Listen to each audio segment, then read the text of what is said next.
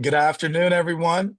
Super excited for this panel with Marc Alexander, Tyler Cerny, and Jeanine Suah, pioneers of progress, stories of resilience, impact, and transformation.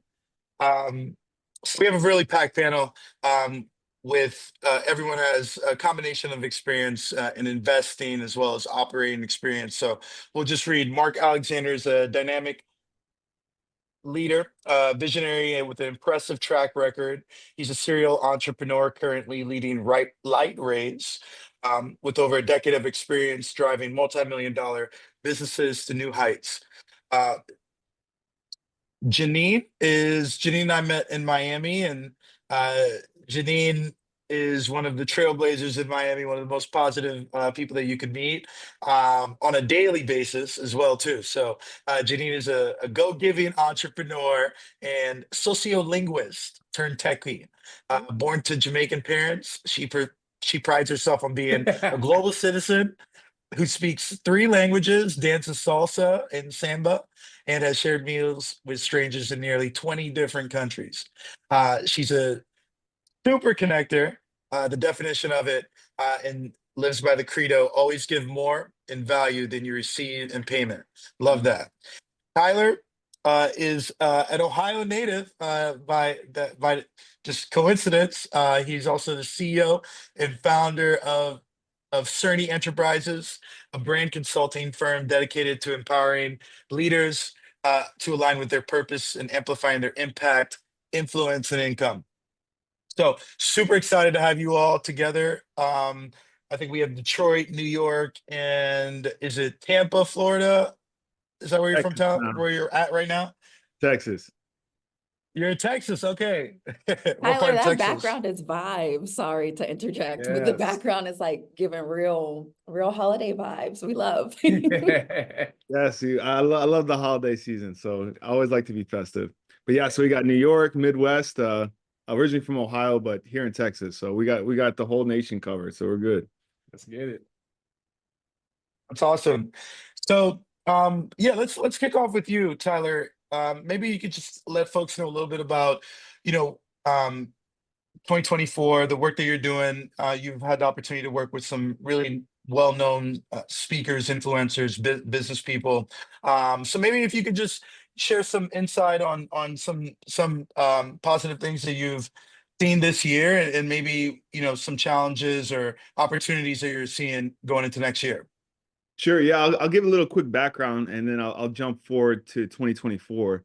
But I know as I was preparing for this meeting, I was really leaning into the Lord of like, I'm going to be speaking with founders, people from Ohio. I know for me, specifically where I grew up from, it was you either play sports or you partied and got in trouble. So I did a little bit of both, but sports, I really stuck with sports and that really held me accountable. And, one of the things that sports always taught me was, whatever you put in, if you put in the work ethic, those were the results you were going to get. And so, that was really my whole life. And then I got an opportunity. I actually got cut from my basketball team junior year, and then I got a chance to play basketball overseas in China. And so one of the messages I always like to share with people is that, like, it doesn't matter where you start, but it's where you finish. And, regarding 2024 of like where people see themselves at the beginning of the year, where they see themselves at the end of the year, there's so much opportunity. And to kind of fast forward to what I'm doing now is when I transitioned from sports into the professional world, I got into business consulting. And, I had a vision for myself of wanting to work with high level people. And that's one of the things I wanted to share with people today is like, who are the people that you want to surround yourself with? And for me, it was always like-minded speakers were the people that I really wanted to work with. So I got a chance to work with the guys from the Shark Tank, Damon John, Kevin O'Leary, Mark Cuban, Robert Herjavec, Tony Robbins, Gary Vee, Grant Cardone. All these personal development speakers were the ones that I wanted to speak and influence like these individuals. And I got a chance to work with them because I learned a skill set through business consulting, personal branding, outbound sales systems.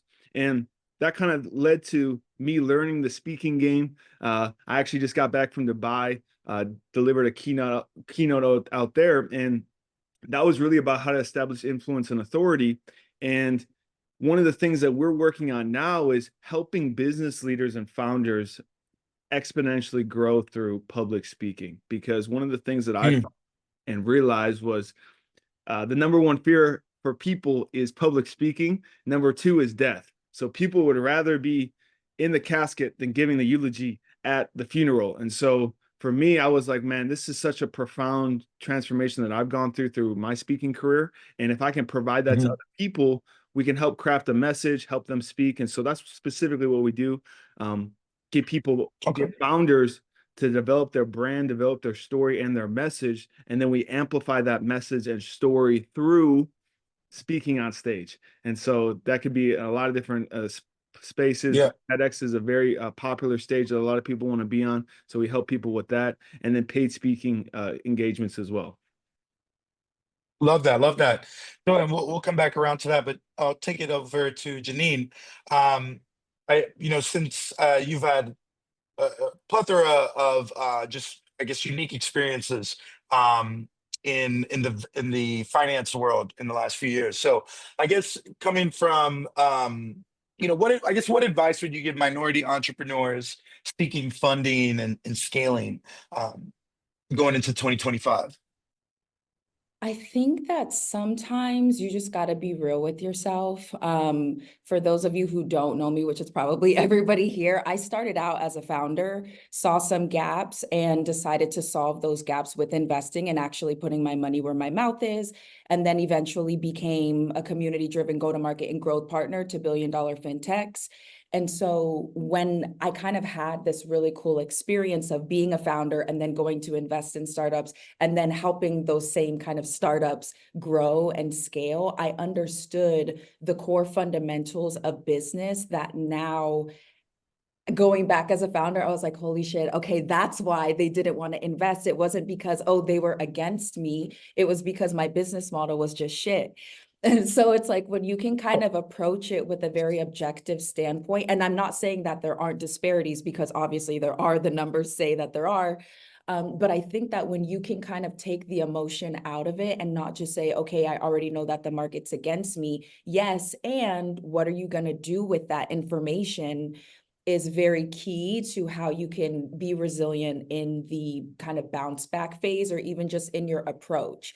So instead of going in it with like, okay, I'm a minority, it's going to be already hard for me to raise, you can say, okay, yes, I'm a minority. I know that things may be a little scrutinized more, but I also need to understand the core fundamentals of how the game works so that I can go into the game with my own cards, with my own chess, and be able to ultimately get the outcome that you want. So long story short, don't look at it as a disadvantage. Use it to your advantage, and maybe even use it as a new way to express your business with a position that maybe is not currently on the market yet. Appreciate that. And again, I really recommend everyone to follow Jeanine. She gives incredible advice and is very just like what you said about community. I mean, I really love that. So keep tweeting, keep doing your thing.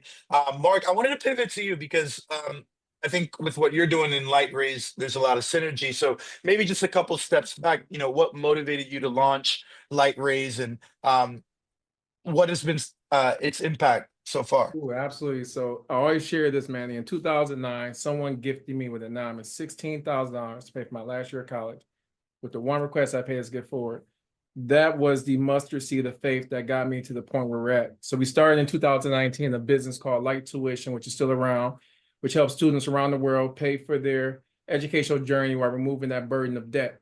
So that became the catalyst to get to where we're at. So what was a very profound moment for us in creating Lite Raise 2 years ago was we went on the investment raise. So first, Jeanine was dropping bars on stuff. Sometimes you have to do self-examination and see what can you tweak up. Because we got to a meeting and we got all the milestones. And when they said no, I asked them, there's a difference between kind and nice. Kind people tell you what you want to hear to be great, but nice people will tell you what you need to hear to be great. And they asked me, was I ready for that advice? I was like, absolutely. And they said, well, you don't look like us. You didn't go to our circles. You're not in our social communities. You didn't go to our schools. And I could have took that information and just cowered up and cried, or I can use that as momentum. And vengeance is the Lord, but for me, the best revenge in life is massive success. And that's where we started Lite Raise, because outside of that, they gave some good feedback. And even still to this day, I keep in contact with that investment person, because that was the first time I heard the truth on certain things. And they let me know, this is a circle you go to. This is the one you stay away from, because they think like me. But here's the advice. So I ate the meat, spit out the bone, and we created Lite Raise. We changed the business model. We did a B2B SaaS model, and it worked for nonprofits. And now we're around the world doing different fundraising solutions behind the scenes. But that was a pivotal moment. So as you're getting this feedback, get out your emotions. Sometimes founders can be the biggest barrier to success because they get mad, they get down. Yes, the numbers may say one thing, but man, I serve a God that moved mountains, and all I need is a faith the size of a mustard seed, and those things can happen. So that's where we're at now. Lite Raise was the seed child from what I thought was a bad experience 2 years ago, which turned out to be one of the best moments of my life, my friend. And we are happy and honored to be here with this dynamic group of panelists, including you, Manny. Oh, no, I appreciate you.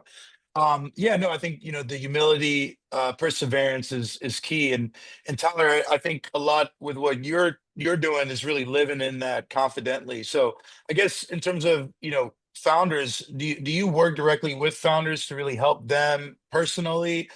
Because, I feel like if you have to work some things out before you could go on stage. So is that a part of your process? Yeah, Um, absolutely. Yeah, and I appreciate the God-fearing panel too, man, because that I contribute everything to that. And one of the things that I saw was a huge gap between the church world and the personal development world, because where I grew up, it was a lot of church faith-driven people. They were driving the beated down van with the "I love the Lord" sticker, and it was like financially they're broke. And then on the personal development side, I saw a lot of successful founders that were very financially well off, but they didn't mention anything about the Lord. So for me, I was like, how can I really bridge the gap? And how people can do that, specifically founders, is, speaking up for and developing a personal brand for themselves. And so I know for a while, and even some certain people will even say this too, even on LinkedIn, one of the first things that I put on my LinkedIn profile is married in Christ. I know some people that are like, hey, I'm not open to religious conversations. And it was like, I didn't even ask about religious conversations. It's just the Holy Spirit stirs up certain things within certain people. But those are the things that I always tell founders, is that, with great successful companies, it's a very polarizing product, service, or offering. Same thing with the founder. And you either love them or you hate them. But if you're lukewarm, you'll get spit out and no one will remember you. So it's getting clear with what are your values and what do you stand for. And that comes back down to having a vision for yourself and for your organization. And so what you guys are talking about too is like raising capital and establishing a vision. Why are people willing to invest millions of dollars in an organization that is just starting off and hasn't generated millions of dollars? It has to have a compelling vision behind it. And so what we like to do is work with founders and really understand the story, because if looking at the offering and the whatever you're raising money for, the company needs to have that competitive distinctive advantage. But let's say you're coming into a marketplace where it's extremely saturated, people have more resources than you. People view you based off the color of your skin. You have maybe less skill sets than your competition. How can we create a distinctive advantage over those individuals? And it's going to be your story, right? It's going to be your story. It's going to be, what you stand for, your values, your vision, your purpose on here on this earth.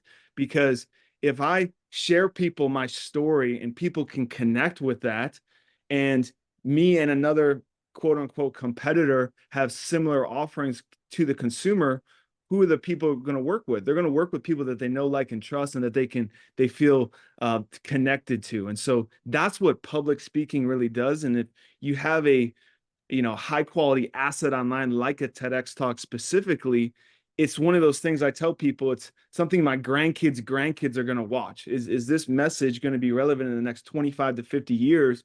Because through my entrepreneurial journey, I've invested in a lot of mentors, services that didn't really lead to anything, but it allowed me to grow and become the person I needed to become to get to that next level of success.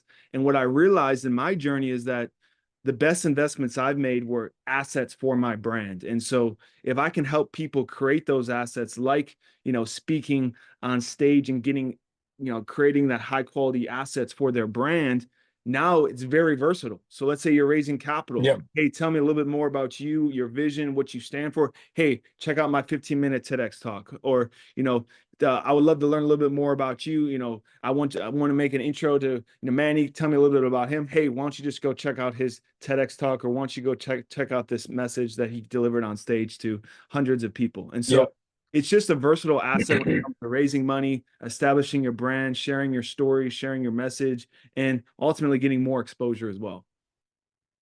Yeah, absolutely. There's a famous rapper, Currency, said, "My name is my name," and you have to really protect that. 100%. Going going back to you, Jeanine.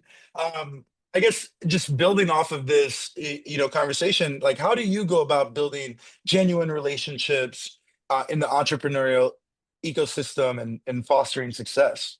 Oh my God, genuine relationships, not to sound cliche, is literally the key to what I believe success is. From building genuine relationships, I've been able to build out $20 million, $30 million pipelines in like 6 days, right? And it's things like that because I deliver on what I say I'm going to do. And it's about positioning your offering in a way that actually matters to the people in front of you, whether it's your buyers or consumers or investors. And so ultimately, it comes down to human psychology, right? It's like, okay, what do these people actually need? What basic needs can we solve for them? And then how can we pair those basic needs with our business desires, business needs, business outcomes? And then from there, once you find that beautiful intersection, which is why I just love non-traditional people when it comes to sales, marketing, because a lot of times people see these really beautiful points of intersection where the traditional mind does not. And so when you can ultimately put your people at the core of everything, which is why my credo is always give more in value than you receive in payment, and then you deliver on that value, you'll start to see the compounded effect over time with no doubt. So it's a value personally that I hold, but also it has become a core value when I'm investing, when I'm working with fintechs, when I'm speaking, when I'm doing anything, because ultimately I know that relationships drive the core of the ecosystem. Love that. Love that. Following up with you, Marc, how do you, just in following up with that, how do you think entrepreneurs, with especially factoring with the work that you're doing, how do you think that they could really align their goals, their business goals, to a broader purpose, to drive change? So I'm gonna just mention, since, and again, everyone, you have to find your purpose. Mine, of course, came from faith, because there's been those moments, and I'm gonna just share this briefly for any entrepreneur that's going through something. All work works, even when you don't think it's working. I had a moment where I was literally at home in the hallway in the fetal position crying because I'm just like, God, this isn't working. And I kid you not, Manny, in that moment, I heard his voice and he told me, either I can send you back to corporate America with your cushy job, or you can walk and you can trust me, because all work has to be tried by the fire to make sure it's genuine, it's pure and authentic. So of course, as you find that purpose within self, everything else starts to line up, where even those rooms you walk in, you say, Father, am I supposed to be here? If he sent you there, you meant to be there for a reason. But that's when you can really understand your purpose and when you can connect from a faith standpoint. Because now I tell you, I don't walk by sight at all. I walk strictly by faith. If I'm doing something and logically it's like, it makes no sense. Now, keep in mind, entrepreneurs, I ain't saying go out there and do nothing crazy. This is my story, my journey. I pray and fast a lot, but I have a good spiritual foundation where I trust him. And I got off the boat like Peter. When he got off the boat and walked towards Christ, I got off the boat and I burnt it, because there's no going back. There's only going forward. So once you find that purpose, honestly, man, your life starts to really take off. Now, you're still going to have your hills and your valleys. I still have moments where I'm like, all right, God, you told me to do this and it's getting rough. So you're going to have those moments. But in those moments, sometimes he needs to break you down low, connect with other people. It might be another founder that needs some advice. It might be someone you walk past on the street that need to connect with you. And that's where you have to make sure when your schedule is free or you down and out, say, Father, let thy will be done. And I would do whatever you put on my schedule today. And I kid you not, doors are not only open, but when you feed, serve, and help those in need, you're feeding and serving him. So that's where I got my purpose from. Pray fast, and he would tell you exactly what you need to do. Amen. I love that. Yeah, amen. Amen. Yeah, I think there's, just a level of really just trusting, having faith. I think sometimes everyone wants to teach imposter syndrome, but really we really should be teaching people to just have faith and on what they're working on and staying consistent. I was in Silicon Valley and met someone, that we probably all know, and really what they said to me was just don't stop, just you're obviously here, just don't stop, so um I think yeah, I think that's a really, really interesting point to make here. And with a few minutes left, and thank you, Jeanine, for sharing these books, and we've had a few comments here. Looking into 2025, what are some things that you all are most excited for going into the next year? Tyler, you can kick it off. Yeah, one thing I'll say to piggy off on Mark's point too, with faith, man, I think the three things that people can take away too is just having a clear vision for your life for 2025. So if people are going into 2025 not knowing what that looks like, it's get clear on that. And then number two is establishing the belief in yourself that you can achieve that vision, even though it may look like it's impossible or it doesn't make sense, or your current reality doesn't look anything close to that vision. And then what you mentioned, faith, is then stepping out in faith and stepping out in belief in that direction, even though you may not be getting those results right away. And so for 2025, I mean, right now, all the things that I'm looking for in business is, we always look to serve one another. So we're going to continue to help people on the stage. I know this window of time, I have a lot of close friends who have retired their parents and retired their family just through crypto investments. And I'm heavily involved in crypto investments as well. So I'm definitely very bullish on the market, definitely I would say until March or April for me personally. And then I'm going to take profits and reassess the portfolio. But I think that's a huge focus for me in the first quarter of 2025. And then another thing is, one of the things that we're building is, if you're a speaker or you're a founder that has been paid to speak, or you have a lot of experience speaking on stage, we are building the biggest talent agency representing the best events in the world and also the best speakers in the world to connect the two, and then just make some magic together in the sense of, if you have a great message, you've gone through the life experiences, you have a message that you can share with one another. We would love to connect you with some of the best events, because the events are always looking for amazing speakers to pour into their audience. And so I always like connecting and establishing quality relationships. And that's one of the best ways that I found that I can add value, is connecting those two. So those would be the main focus, of connecting high quality events with high quality speakers and continuing to ride this bull run as long as possible as well.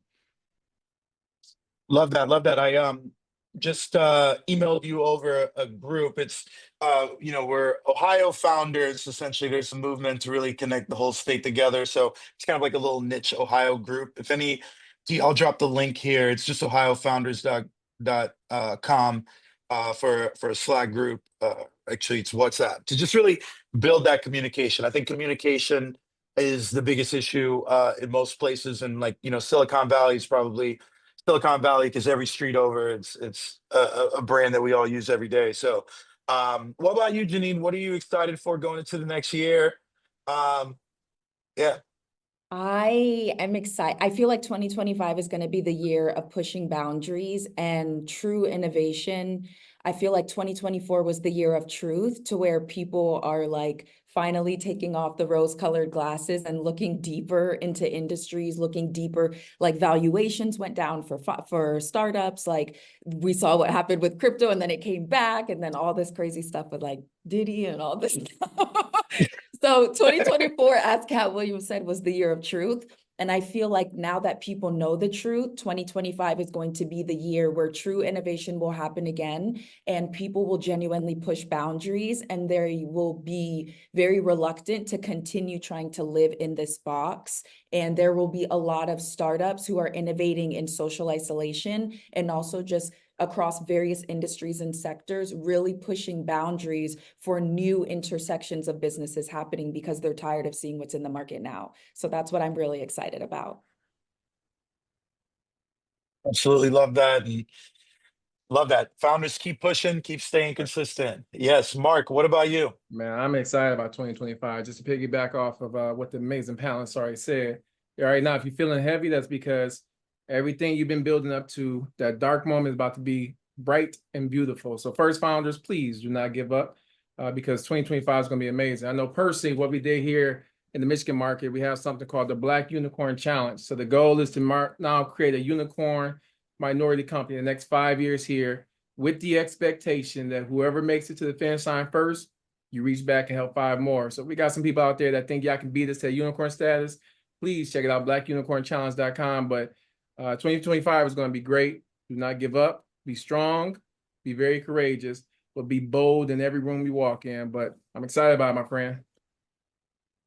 Love it. And I'll just plug another resource there in Detroit, the Black Tech Saturdays with Johnny and Alexa, let's get his it. wife is Alexa. Yes, Turnage is doing. So love what I've been to a couple events up there. Really love what's going on. And I think, Ohio and Michigan, we need to start, working with each other more. Like, I think we need to end the feud. Any questions from the audience? Jeanine, appreciate you. Wow, Jeanine really has just blessed us with just all the resources. I'm going to Audible. Appreciate you. And yeah, this was an amazing group. I really almost want to start a podcast with the 4 of you, I don't know. But thank you. And Wait, side really note, appreciate before you. we sign off, we have like 30 Yes. seconds. Tyler, what position did you play in basketball? Well, when I was in China, I was like a power forward or center, but when I'm here in the States, I'm like a shooting guard. It depends where I'm at in the world, but I was a big man in China, but in the States, I'm quickly humbled and I'm only a shooting guard here. So Dope. I Love was a 2 and a 3, and I used to pretend that I could be a 5. And so because I'm small, I was a little scrappy, but I was like, I wonder what position he played. yeah, definitely scrappy for sure. Mhm. Sorry, Manny. I was curious before we hopped off. Yeah, no, I appreciate it. We got to get a hoop session next time I'm in Florida together. Uh, appreciate Manny, you all. Thank Manny, you what so about you, much. man? What about you, man? What are you excited for I was 2025? What are you for working me. and what are you excited for? Yeah, you guys named, I think said it perfectly. I think this was the year of truth. Um, and I think next year is I'm super excited for the foundation. And in terms of crypto, you're right. I think like 2 days ago, I think what we just experienced in the last 3 days is really interesting, right? Where one day everything is in the fan, and hopefully no one didn't sell or whatever, but it just shows the way the market is. So I'm excited. I think Alana Media Villa, who was on the panel before, she has a documentary called Dirty Coin. I really implore anyone to watch that documentary because I think the conversation around energy, I think, is going to pick up next year. So super excited for that.